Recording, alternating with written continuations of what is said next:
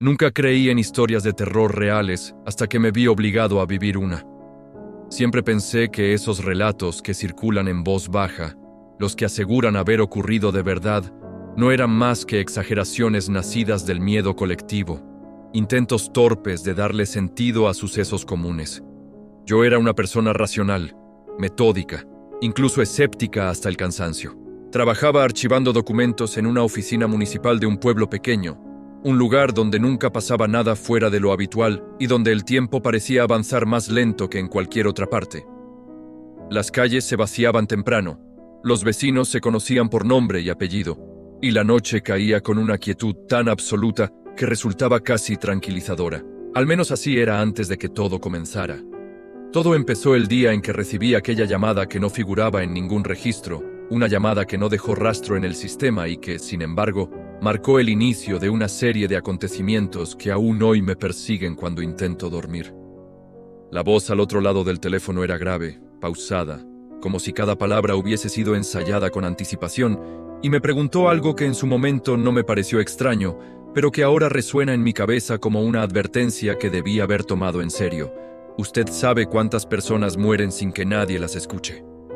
Antes de que pudiera responder, la llamada se cortó. Miré el teléfono esperando algún tipo de explicación lógica, un error, una broma, pero no hubo nada. El número no existía.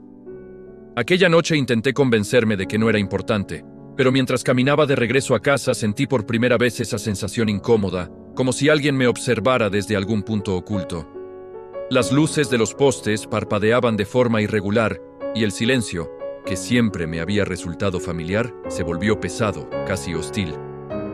Al llegar a mi casa, una construcción antigua heredada de mis abuelos, noté que la puerta principal estaba entreabierta. Estoy seguro de haberla cerrado con llave antes de salir esa mañana. Pensé en un descuido, en mi propia torpeza, y entré tratando de no darle mayor importancia. Dentro, todo parecía estar en su lugar, salvo por un detalle que me heló la sangre. Sobre la mesa del comedor había un folder amarillo, viejo, manchado por el paso del tiempo, idéntico a los que yo mismo archivaba a diario en la oficina.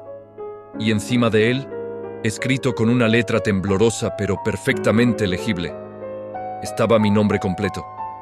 No había señales de forzamiento, ni ventanas rotas, ni huellas visibles, solo ese folder que no debería estar ahí. Lo abrí con manos temblorosas y encontré una serie de documentos fechados décadas atrás, informes policiales, actas de defunción, declaraciones de testigos, todos relacionados con muertes ocurridas en el pueblo, muertes catalogadas oficialmente como accidentes o causas naturales. Sin embargo, había algo inquietante. Todos los fallecidos habían llamado a la policía o a algún familiar minutos antes de morir, y en todas las llamadas se registraba la misma frase final, escrita al margen con tinta roja: "No está solo". Sentí un nudo en el estómago al comprender que esos documentos jamás debieron salir de los archivos oficiales, y mucho menos llegar a mi casa. Traté de convencerme de que alguien me estaba jugando una broma cruel, pero en el fondo sabía que aquello iba mucho más allá. Esa noche apenas dormí. Cada crujido de la madera, cada sombra proyectada por la luz de la luna, me hacía abrir los ojos con el corazón acelerado. Cerca de las 3 de la madrugada, escuché claramente el sonido de un teléfono sonando en la planta baja. Bajé lentamente, conteniendo la respiración, y vi que era el teléfono fijo, ese que casi nunca usaba. Contesté con la esperanza absurda de que fuera alguien conocido, pero la misma voz grave de la llamada anterior habló nuevamente, esta vez con un tono más cercano, casi íntimo. Ahora ya sabe por qué nadie pudo explicar lo que pasó.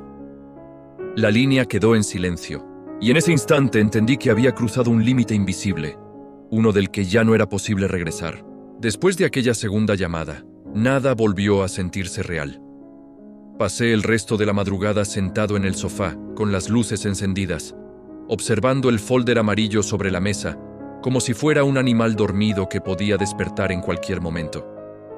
Intenté racionalizar lo ocurrido, repetirme que debía haber una explicación lógica, pero cada vez que cerraba los ojos, la voz regresaba a mi mente con una claridad insoportable. Al amanecer, decidí llevar los documentos a la oficina.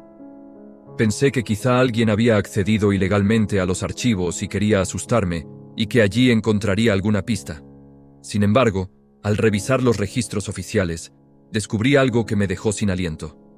Esos expedientes no existían, no figuraban en el sistema, no había copias físicas ni digitales, y cuando pregunté a un compañero con más antigüedad que yo, su rostro se tensó de inmediato.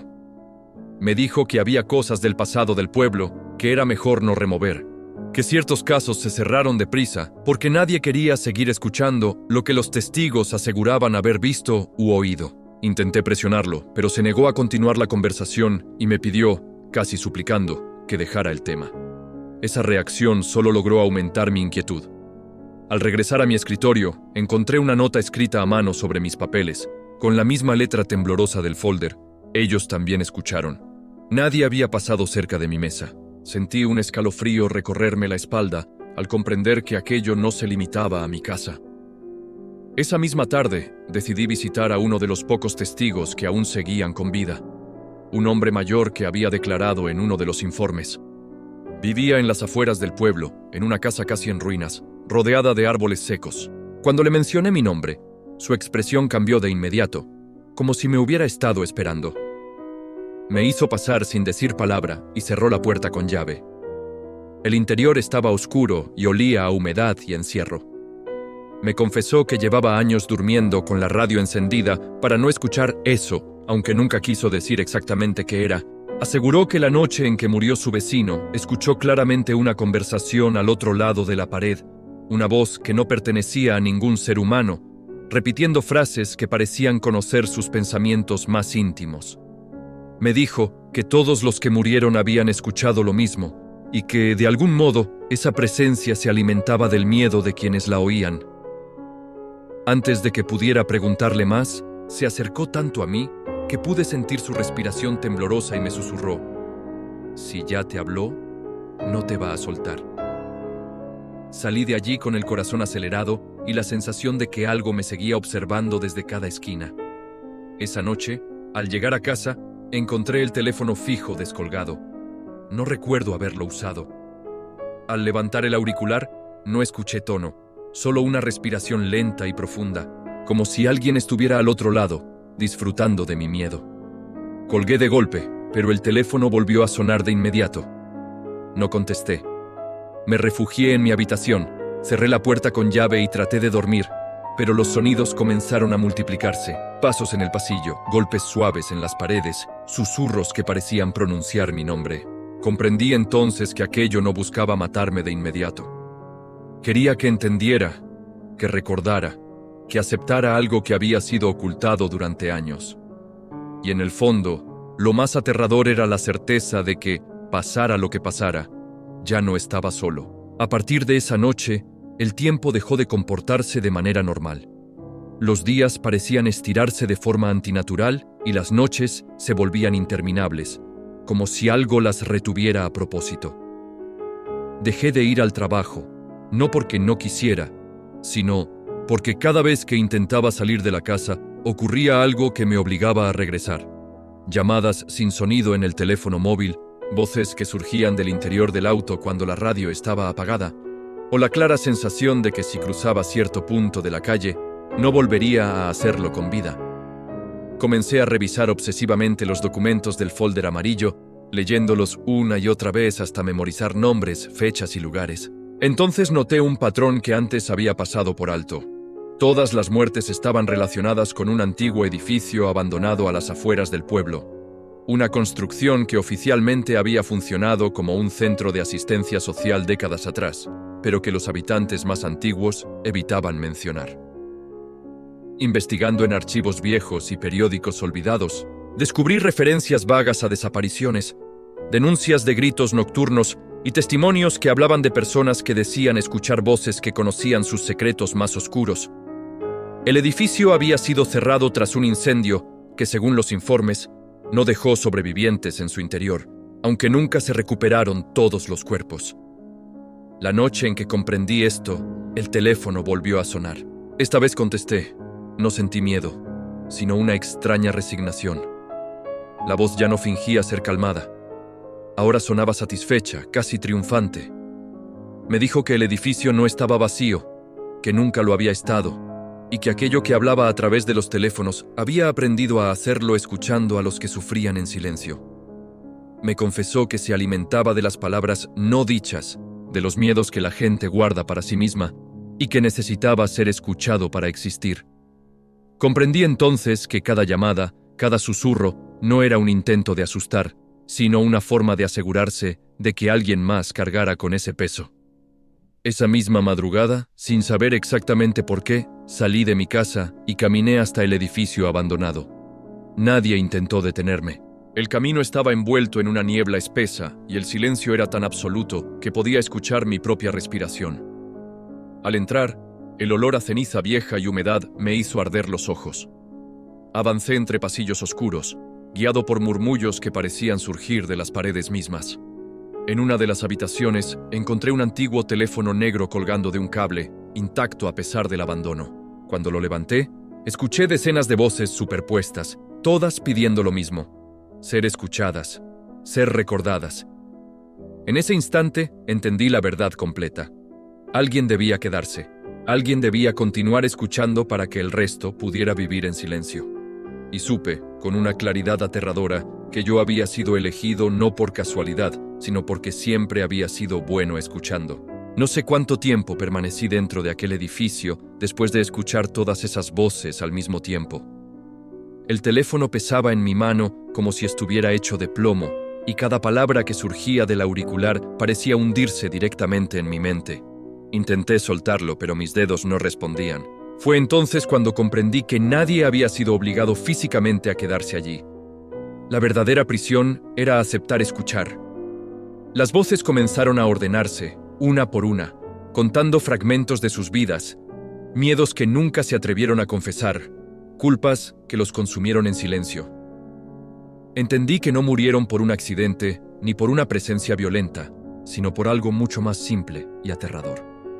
Fueron escuchados hasta vaciarse por completo. Cuando finalmente solté el teléfono, el silencio fue absoluto, tan profundo que dolía. Caminé de regreso a casa sin recordar cómo salí del edificio. Al llegar, el pueblo parecía normal, demasiado normal, como si nada hubiera ocurrido jamás. Regresé al trabajo días después y nadie mencionó mi ausencia. El folder amarillo ya no estaba en mi casa, ni en mi escritorio, ni en ningún archivo. Pensé, por un instante, que todo había sido producto de mi imaginación, hasta que empezaron las llamadas. Ya no eran para mí. Escuchaba los teléfonos sonar en casas ajenas mientras caminaba por la calle. Veía a la gente contestar y palidecer, como yo lo había hecho. Comprendí entonces que el ciclo continuaba y que el edificio no necesitaba un guardián físico, sino un transmisor. Las noches se llenaron nuevamente de susurros, pero esta vez yo podía reconocerlos. Sabía exactamente quién llamaría y cuándo. Intenté advertir a otros, pero nadie quiso escucharme, como nadie quiso escuchar antes. Con el tiempo, algo cambió en mí. Dejé de temer a las voces y empecé a esperarlas. Descubrí que, al escucharlas, el pueblo dormía en paz. Las muertes inexplicables cesaron. El silencio regresó a las calles. Ahora soy yo quien atiende las llamadas que nadie registra, quien escucha lo que no debe ser dicho en voz alta. Si alguna vez recibes una llamada sin número, una voz que parece conocerte mejor que nadie, no cuelgues. Alguien tiene que escuchar, y mientras lo hagas tú, yo podré descansar un poco más, aunque sea por esta noche.